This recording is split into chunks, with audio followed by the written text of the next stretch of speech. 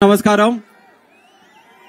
ఆంధ్రప్రదేశ్ రాష్ట్ర ముఖద్వారమైనటువంటి ఇచ్చాపురం, స్వేచ్ఛావతి అమ్మవారి తాలూకా దివ్యమైన ఆశీస్సులతో మెలిగిన ఇచ్చాపురం, తెలుగుదేశం పార్టీ పుట్టన నుంచి కంచు కోటలాగా ఉన్నటువంటి ఇచ్చాపురం నియోజకవర్గంలో మన అందరి అభిమాన నాయకుడు, యువ నాయకుడు, ఈ రాష్ట్రం అల్లకల్లోలంగా తయారైతే నేనున్నానని యువకులకు అందరికీ కూడా ధైర్యం ఇచ్చి భరోసా ఇచ్చి ముందుకు నడుస్తూ ఆ అందరి గలం నా యువగలంగా మార్చుకొని ముందుకు నడిచినటువంటి మన అందరి సోదర సమానులైన తెలుగుదేశం పార్టీ జాతీయ ప్రధాన కార్యదర్శి, రేపు ఆంధ్రప్రదేశ్ రాష్ట్రానికి ఉజ్వల భవిష్యత్తు కోసం అవతరిస్తున్నటువంటి నాయకుడు మరి లోకేష్ అన్న గారు ఈ రోజు ఈ నియోజకవర్గం రావడం, ఇచ్చాపురం నియోజకవర్గ తరపున, శ్రీకాకుళం జిల్లా తరపున సాదరంగా స్వాగతం పలుకుతున్నాం. ఆయన రాక కోసం ఇచ్చాపురం నలుమూలల నుంచి కదలి వచ్చినటువంటి తెలుగుదేశం పార్టీ కార్యకర్తలకి, సోదర సోదరీమణులకి, తెలుగుదేశం పార్టీ కుటుంబ సభ్యులకి, జనసేన నుంచి వచ్చినటువంటి కుటుంబ సభ్యులకి అందరికీ కూడా నా హృదయపూర్వకమైనటువంటి నమస్కారాలు తెలియజేసుకుంటున్నాను. ఎప్పుడు ఇచ్చాపురంలో తెలుగుదేశం పార్టీ కార్యక్రమం పెట్టినా సరే ఊర్లన్నీ కూడా ఒక పసుపు పండగలాగా, పసుపు జాతరలాగా మారి ఆ కార్యక్రమాన్ని విజయవంతం చేయడానికి ఆ భుజ స్కంధాల మీద వేసుకొని ఏ రకంగా చేస్తారో ఈ రోజు కూడా అదే రకంగా మీరందరూ కూడా కదలి వచ్చినందుకు మరొకసారి ఈ యొక్క కార్యక్రమానికి విచ్చేసిన వారందరికీ కూడా నా ధన్యవాదాలు తెలియజేసుకుంటున్నాను. ఈ రోజు ఈ కార్యక్రమం జరుపుకోవడానికి ముఖ్య కారణం ఏంటి? మన లోకేష్ అన్న గారు రాష్ట్రం మొత్తం మీద యువగలం పాదయాత్ర చేశారు. యువగలం మొత్తం మీద చేసినప్పుడు మధ్యలో చిన్న అవాంతరం జరిగింది.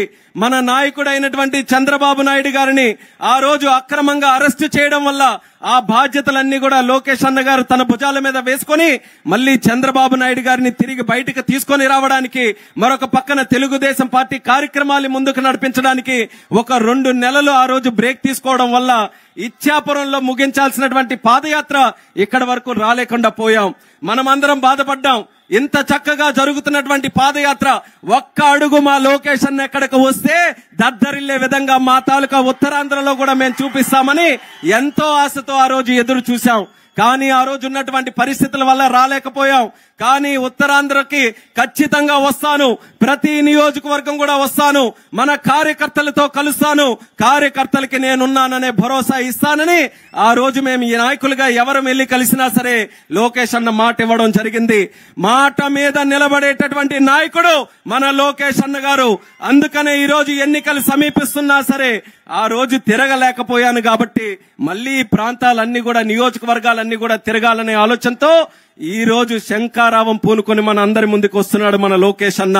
మన అందరికీ కూడా మహాభారతం తెలుసు. ఆ రోజు శ్రీకృష్ణుడు శంఖారావం పూనుకున్నాడు. కురుక్షేత్ర యుద్ధంలో ధర్మం నిలబెట్టడానికి ఆ రోజు శ్రీకృష్ణుడు శంఖారావం పూనుకుంటే ఈ రాక్షస పరిపాలనకి, దుర్మార్గుడు జగన్మోహన్ రెడ్డి తాలూకా పరిపాలన అంతం చేయడానికి మరొక శ్రీకృష్ణుడిలాగా లోకేష్ అన్న ఈ రోజు శంఖారావం పూనుకొని ముందుకు వస్తున్నాడు. పూనుకొని అందరికీ కూడా పిలుపునిస్తున్నాడు. నాతో పాటు కదలి రండి, నాతో పాటు మీరు నడవండి, ఈ దుష్ట పరిపాలన ఏదైతే ఉందో దీన్ని అంతం చేయడానికి మీరందరూ కూడా నాతో కలిసి ముందుకు రండని శంఖారావం పూనుకుంటూ ముందుకు వస్తున్నాడు. ఈ శంఖారావం మన కోసం, మన భవిష్యత్తు కోసం, మన ఆడపడుచుల కోసం, మన రైతుల కోసం, మన యువకుల కోసం, మన ఇచ్చాపురం నియోజకవర్గం కోసం అన్నది ప్రతి ఒక్కరు కూడా తెలుసుకోవాల్సినటువంటి అవసరం ఉంది. 5 సంవత్సరాలు ఈ రాష్ట్రం ఒక దుర్మార్గుడిని నమ్మి అన్ని విధాలుగా కూడా నష్టపోయాం. మీ అందరికీ కూడా తెలుసు, ఏ ఒక్కరు కూడా ఈ రోజు సంతోషంగా లేరు. ఎన్నో హామీలు ఇచ్చినటువంటి జగన్మోహన్ రెడ్డి 5 సంవత్సరాలు ఆ తాడేపల్లి ప్యాలెస్ లో తల దాచుకుంటూ ఉన్నాడే గాని ఏ ఒక్క హామీ నిలబెట్టుకునేటటువంటి పరిస్థితి ఈ రోజు లేదు. అందుకనే మీరు చూశారు, నిన్ననే ఢిల్లీ వచ్చాడు జగన్మోహన్ రెడ్డి. చంద్రబాబు నాయుడు గారు వచ్చారని గుండెల్లో పిడుగుపడినట్టుగా అయిపోయింది జగన్మోహన్ రెడ్డికి. ఏం చేయాలో తెలియక వెంటనే ఫ్లైట్ వేసుకొని ఢిల్లీ వచ్చాడు. ఢిల్లీ వస్తే ఎంతమంది ఎంపీలు ఉన్నారు జగన్మోహన్ రెడ్డికి? సుమారు 31 మంది ఎంపీలు ఉన్నారు. కానీ ఆయన ఢిల్లీ వచ్చి పార్లమెంటుకు వస్తే ఒక్క ఎంపీ కూడా ఆశగా మా నాయకుడు వచ్చాడని వెనక్కి తిరిగే పరిస్థితుల్లో కూడా ఈ రోజు లేరనంటే జగన్మోహన్ రెడ్డి పని అయిపోయిందని వాళ్ళ పార్టీలో ఉన్న ఎమ్మెల్యేలకే ఈ రోజు అర్థమైపోయింది. వాళ్ళ పార్టీలో ఉన్నటువంటి ఎమ్మెల్యేలు నిన్నటి వరకు ఎంపీలు చక్కగా ఢిల్లీలో తిరిగారు. ఎప్పుడైతే జగన్మోహన్ రెడ్డి వస్తున్నాడన్నారో ఒకరు దుబాయ్ పారిపోయారు, మరొకరేమో ఆంధ్రాకి పారిపోయారు, మరొకరు ఎవరు కాన్స్టిట్యున్సీలు కానీ వెళ్ళిపోయారు. ఈ దుర్మార్గుడి దగ్గర మరి ఉండలేము, మన తాలూకా పరువు మనం తీసుకోలేమని ఎంపీలే ఈ రోజు దూరమయ్యే పరిస్థితికి వచ్చారు, ఎమ్మెల్యేలు దూరమయ్యే పరిస్థితికి వచ్చారు. అంటే ఎంతో నమ్మకంతో నిలబెట్టినటువంటి ప్రజాప్రతినిధులే ఆయనకి దూరంగా ఉంటే నమ్మక ద్రోహం చేసినటువంటి ప్రజలు మనమందరం ఎంత గట్టిగా బుద్ధి చెప్పాలో మీరందరూ కూడా రేపు నిర్ణయించుకోవాల్సినటువంటి అవసరం ఉంది. ఇచ్చాపురం నియోజకవర్గంలో మాకెక్కడ కూడా సందేహం లేదు. రాష్ట్రంలో పరిస్థితులు ఎలాగున్నా, రాష్ట్రంలో ఎవరు ముఖ్యమంత్రి అవుతున్నట్టు ఉన్నా, ఇచ్చాపురంలో మాత్రం ఎప్పుడు కూడా ఒకే తీరు, తెలుగుదేశం పార్టీ తీరు. ఏ ఎలక్షన్లు వచ్చినా సరే మన ఇచ్చాపురం నియోజకవర్గం స్వర్గీయ నందమూరి తారక రామారావు గారు వేసినటువంటి బీజం. యుగ పురుషుడు ఏ ముహూర్తాన్ని పార్టీ పెట్టాడో గాని ఇచ్చాపురం నియోజకవర్గానికి రాసినటువంటి పసుపు ఎన్ని సంవత్సరాలైనా ఎన్ని నాయకులు వచ్చినా సరే ఆ పసుపుని చెరపలేకపోయారు. ఈసారి కూడా అదే రకంగా మనమందరం కూడా కలిసికట్టుగా పనిచేయాలి. ఇచ్చాపురం నియోజకవర్గాన్ని మనం నిలబెట్టుకోవాలి. బ్రహ్మాండమైనటువంటి అవకాశం మనకు అశోక్ అన్న ద్వారా దక్కింది. 2 పర్యాయాలు గెలిపించుకొని ఇక్కడ ఉన్నటువంటి స్థానిక సమస్యల మీద ఏ రకంగా పోరాడుతున్నాడో కల్లారా మనం అందరం కూడా చూస్తున్నాం. అదే రకంగా ఈ రోజు ఉన్నటువంటి పరిస్థితులకు అనుగుణంగా రాష్ట్రంలో మళ్లీ ఒక చక్కనైనటువంటి పరిపాలన ఏర్పాటు చేయాలని చంద్రబాబు నాయుడు గారు, అలాగే మన జనసేనాని పవన్ కళ్యాణ్ గారు ఇద్దరు కూడా చేతులు కలిపి ముందుకొస్తున్నారు. అది కేవలం వాళ్ళ రాజకీయం కోసం కాదు, చంద్రబాబు నాయుడు గారి గురించో పవన్ కళ్యాణ్ గారి గురించో కాదు, మీ అందరి కోసం, మన ప్రజల కోసం, మన ఆంధ్రప్రదేశ్ రాష్ట్రం కోసం ఆ ఇద్దరు నాయకులు కూడా చేయలు కలిపి ముందుకొస్తున్నారు. అటువంటి పెద్ద నాయకులే అంత చక్కనైనటువంటి నిర్ణయం తీసుకున్నప్పుడు కార్యకర్తలుగా, సామాన్యులుగా, ప్రజలుగా మనం ఇంకా ఎంత మంచి ఆలోచనతో కలిసికట్టుగా ముందుకు రావాలో ఇక్కడ ఉన్నటువంటి ప్రతి ఒక్కరికి కూడా తెలియజేసుకుంటున్నాను. మన మీదే అత్యధికమైనటువంటి బాధ్యత ఉంది. కార్యకర్తలుగా ఇటు తెలుగుదేశం గాని జనసేన పార్టీ గాని మనమందరం కూడా గ్రౌండ్ లెవెల్లో పనిచేసి ఈ దుర్మార్గుడు జగన్మోహన్ రెడ్డి చేసినటువంటి ప్రజా వ్యతిరేక విధానాలు గాని కార్యక్రమాలు ఏవైతే ఉన్నాయో అది ప్రజల వరకు కూడా మనం తీసుకొని వెళ్లి మళ్లీ ప్రజల్లో ఒక చైతన్యం తీసుకొని రావాలి. ఎందుకనంటే భయపెట్టాలని చూస్తున్నారు. ఆఖరి అస్త్రం కింద జగన్మోహన్ రెడ్డికి ధైర్యంగా వెళ్లి ప్రజల దగ్గర ఓట్లు అడిగేటటువంటి దమ్ము ధైర్యం లేదు. అందుకనే ఎవరెవరినో పెట్టి గ్రామాల్లో ఉన్నటువంటి ప్రజల్ని భయపెట్టి మరీ ఓట్లేయాలని అడుగుతున్నాడు. అందుకనే ఇచ్చాపురం నియోజకవర్గ ప్రజలందరికీ కూడా ఈ సభ సాక్షిగా అడుగుతున్నాను. పెద్ద పెద్ద తుఫానులు వచ్చాయి, మనకి ఎవరమైనా భయపడ్డామా అని మీ అందరికీ కూడా అడుగుతున్నాను. తిత్లీ తుఫాను వచ్చింది, నీలం తుఫాను వచ్చింది, ఫైలిన్ తుఫాను వచ్చింది, ఎన్నెన్నో పెద్ద పెద్ద తుఫాన్లు వచ్చాయి. కానీ ఇచ్చాపురం నియోజకవర్గ గుండెల్లో ఉన్నటువంటి తెలుగుదేశం పార్టీ మాత్రం చెక్కు చెదరకుండా ఉందనేది మీరందరూ కూడా గుర్తుపెట్టుకోవాలి. ప్రకృతి విధించినటువంటి విపత్తులకే భయపడకుండా ముందుకు నడిచినటువంటి వాళ్ళం మనం గెలిపించి కూర్చోబెట్టినటువంటి జగన్మోహన్ రెడ్డి మనల్ని భయపెడతాడంటే మనం భయపడతామా అనేది మీరందరూ గుర్తుపెట్టుకోవాలి. ధైర్యంగా ముందుకు రావాలి. ప్రజాస్వామ్యంలో ప్రజలదే గెలుపు ఉండాలి కానీ ఏ నాయకుడితో కూడా ఉండకూడదు. అందుకనే రాబోతున్నటువంటి కాలంలో ఇచ్చాపురం నియోజకవర్గం మళ్లీ గుర్తు చేసుకోవాలి. ఇచ్చాపురం నియోజకవర్గంలో ఎంతవరకు కూడా అభివృద్ధి జరిగిందనంటే అది తెలుగుదేశం పార్టీ హయాంలో జరిగింది.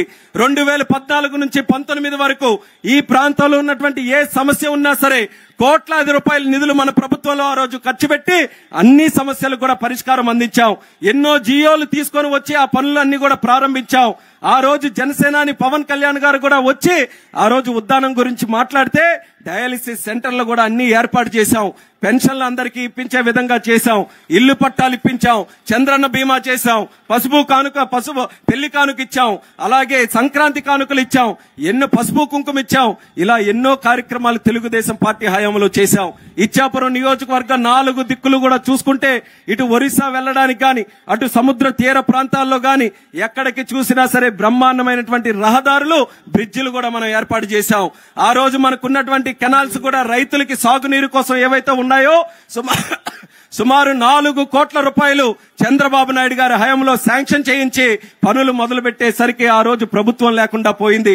ఈ పెద్దలందరూ కూడా వచ్చారు. ఈ రోజు ప్రభుత్వంలో ఉన్నటువంటి వారు ఆ రోజు ఎన్ని రకాలుగా కోతలు కూశారు. తెలుగుదేశం పార్టీ వాళ్ళు అవ్వదు, మళ్ళీ మా ప్రభుత్వం వచ్చిన తర్వాత మేము చేస్తామని 5 సంవత్సరాల్లో ఒక్క కెనాల్లో కూడా తట్టడి ఇసుక మోయనటువంటి ప్రభుత్వం ఏదైనా ఉందనంటే అది వైఎస్ఆర్ కాంగ్రెస్ పార్టీ ప్రభుత్వాన్ని తెలియజేస్తున్నాను. అందుకనే రైతులకి మళ్లీ న్యాయం జరగాలనంటే, సాగునీరు ఇక్కడ చక్కనటువంటి పరిస్థితుల్లో ఉండాలనంటే మళ్లీ తెలుగుదేశం జనసేన పార్టీలతో కలిసినటువంటి ప్రభుత్వాన్ని మళ్లీ మనం ఏర్పాటు చేసుకోవాల్సినటువంటి అవసరం ఉంది. అది ఖచ్చితంగా చేసి తీరుతాం. లోకేష్ అన్న గారు కూడా ఆ విషయం మీద చక్కగా స్టడీ చేశారు. ఆయన కూడా మనందరికీ కూడా హామీ ఇస్తారు. అలాగే ఏ మిగతా కార్యక్రమాలు కూడా ఉన్నాయో తప్పకుండా అవన్నీ కూడా చేసి తీరుతామన్నది ఈ సభాముఖంగా మీ అందరికీ కూడా తెలియజేసుకుంటున్నాం. మాకు కావాల్సినటువంటిది ధైర్యంగా మీరందరూ కూడా నిలబడ్డాలి. ఈ 5 సంవత్సరాలు వాళ్ళు ఏమీ చేయలేదు, కానీ ఎలక్షన్లు వచ్చాయి కాబట్టి ప్రలోభాలు పెట్టడానికి, మీ తాలూకా మైండ్ ని ఏదో ఒక రకంగా డైవర్ట్ చేయడానికి అన్ని రకాలైనటువంటి అస్త్రాలు కూడా వాడతారు. అందులో సోషల్ మీడియా అత్యధికంగా వాడతారు. మీ మైండ్ ని డిస్టర్బ్ చేయడానికి అన్ని రకాలుగా కార్యక్రమాలు చేస్తారు. అలాంటప్పుడు మాత్రం నిబద్ధతగా చైతన్యవంతంగా మీరందరూ కూడా ధైర్యంగా ముందుకు నిలబడితే ఎటువంటి దుష్ట శక్తులు కూడా మన దగ్గరికి రావడానికి భయపడతాయన్నది కూడా మీ అందరికీ కూడా తెలియజేసుకుంటూ, ఇచ్చాపురం నియోజకవర్గం మీద అత్యధికమైనటువంటి నమ్మకం మా అందరికీ కూడా ఉంది. ఆ నమ్మకాన్ని నిలబెట్టడమే కాకుండా రాష్ట్రంలోనే అత్యధికమైనటువంటి మెజారిటీ మీరందరూ కూడా ఇప్పించాలన్నది ఇచ్చాపురం నియోజకవర్గ ప్రజలకు కూడా ఈ సందర్భంగా తెలియజేసుకుంటున్నాను. ఈ రోజు మన ప్రభుత్వం మళ్లీ ఏర్పడిన తర్వాత బ్రహ్మాండమైనటువంటి అభివృద్ధితో మనం అందరం కూడా ముందుకు కొనసాగుదాం. ఢిల్లీ స్థాయిలో మీరు అందరూ కూడా చూస్తున్నారు. చాలా చక్కగా పోరాటం చేశాం 5 సంవత్సరాలు. లోకేష్ అన్న గారి తాలూకు ఆధ్వర్యంలో, చంద్రబాబు నాయుడు గారి తాలూకు ఆధ్వర్యంలో ముగ్గురు ఎంపీలు ఉంటే ధైర్యంగా ఆ రోజు అన్ని రకాలుగా కూడా పోరాటం చేసి తెలుగుదేశం పార్టీ అనంటే తెలుగు ప్రజల గుండెల్లో ఉన్నటువంటి పార్టీగా సిక్కోలు తాలూకు గొంతును సైతం మనం పార్లమెంటులో వినిపించడం జరిగింది. అదే స్థాయిలో భవిష్యత్తులో కూడా మొన్ననే మీరందరూ కూడా చూసుంటారు, చెప్పాను. చాలా ఇసుగు పుట్టింది 5 సంవత్సరాల నుంచి. ఎప్పుడు ఏ స్పీచ్ మాట్లాడినా సరే 2 నిమిషాలు మాట్లాడితే చాలు, స్పీకర్ కూర్చోవయ్యా, మీకు అన్ని సభ్యులు లేరు కదా, ఎంతసేపు నువ్వు మాట్లాడతావని. మాట్లాడాల్సింది చాలా ఉంది, కానీ సభ్యులు మాత్రం లేరు. ఆ దుర్మార్గుడు ప్రత్యేక హోదా తెస్తాను, ఎంపీల్ని గెలిపించండి అని అంటే పొలోమని రాష్ట్రం అంతా కూడా ఎంపీల్ని గెలిపించారు. తీరా చూసిన తర్వాత ఆయన కేసులు మాఫీ చేసుకోవడానికి ఎంపీలని అందరినీ కూడా వినియోగించుకున్నాడు. కానీ ఈసారి మళ్ళీ ఢిల్లీలో మన తెలుగు వారి తాలూకా గలం గట్టిగా వినిపించాలనంటే మళ్ళీ రాష్ట్రంలో మన ఎంపీలని అందరినీ కూడా మనం గెలిపించుకోవాలి.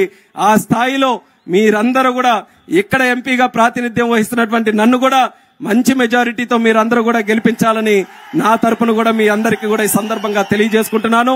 లోకేష్ అన్న గారు మీరు చూస్తున్నారు, ప్రతి రోజు కూడా కష్టపడుతున్నాడు. ఆ స్థాయిలో ఎన్నో అవమానాలు పడ్డాడు ఆయన, ఎన్నో రకాలైనటువంటి ఇబ్బందులు పడ్డాడు. కుటుంబ పరంగా గాని, వ్యక్తిగతంగా గాని, లేకపోతే రాజకీయ పరంగా గాని ఎన్నో అవాంతరాలు ఆయనకు వచ్చాయి. కానీ ధైర్యంగా నిలబడ్డాడు. నాయకుడు అనేటటువంటి వాడు ఓడిపోతే కింద పడిపోవడం కాదు, కింద పడిన తర్వాత తిరిగి లేచి మళ్లీ ముందుకు నడిచేవాడే అసలైనటువంటి నాయకుడిగా నిరూపించి మంగళగిరిలో ఎక్కడైతే ఓడిపోయాడో అక్కడే నేను మళ్లీ బ్రహ్మాండమైనటువంటి మెజారిటీ సాధించి గెలుస్తానని ఈ రోజు మంగళగిరిలో పోటీ చేయడానికి కూడా అభ్యర్థులు భయపడే పరిస్థితికి ఈ రోజు వచ్చారనంటే లోకేష్ అన్న గారి తాలూకా నాయకత్వం ఏ రకంగా ఉంటుందో మీరందరూ కూడా గమనించాలి. ఆయన కేవలం మంగళగిరికే కాదు, ఈ రాష్ట్రానికే ఒక ఉజ్వలమైనటువంటి భవిష్యత్తు ఇచ్చే నాయకుడిగా యువగలం పాదయాత్ర చేశారు. ఎవ్వరూ చేయలేరని అన్నారు. 1 రోజు నడిచాడు, 2 రోజులు నడిచారు, ఆపాలని చూశారు, మైక్ ఇవ్వకుండా చూశారు, స్టేజులు వేయనివ్వకుండా చూశారు, బళ్ళు కదలకుండా చూశారు.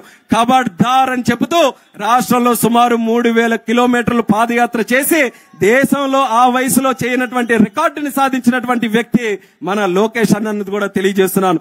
ఎందుకు చెప్తున్నానంటే కార్యకర్తలందరికీ కూడా ఒక నమ్మకం ఉండాలి. కార్యకర్తల కోసం ఆయన ఎక్కువగా పనిచేస్తున్నాడు. ఈ రోజు 20-30 సంవత్సరాలుగా కార్యకర్తలు చాలా కష్టపడుతున్నారు. కానీ ప్రభుత్వం వచ్చిన తర్వాత అనుకున్న విధంగా వాళ్ళందరికీ కూడా కార్యక్రమాలు జరగట్లేదన్న బాధ ఈ రోజు లోకేష్ అన్న గారికి ఉంది. అందుకనే రెడ్ బుక్ కూడా తయారు చేసుకున్నాడు.